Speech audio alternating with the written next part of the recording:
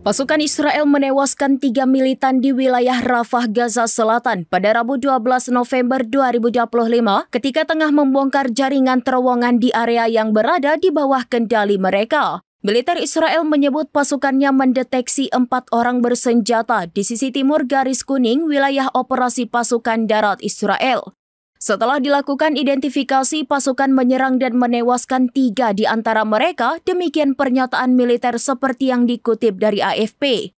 Israel menegaskan tidak ada korban di pihak tentaranya. Sejak gencatan senjata diberlakukan pada 10 Oktober lalu, bentrokan sporadis masih sering terjadi meski perang dinyatakan berhenti. Israel dan Hamas kerap saling menuduh melanggar kesepakatan. Menurut Kementerian Kesehatan di Gaza, sedikitnya 245 warga Palestina tewas akibat serangan Israel sejak gencatan senjata dimulai. Di sisi lain, militer Israel melaporkan 3 tentaranya juga meninggal di Gaza dalam periode yang sama.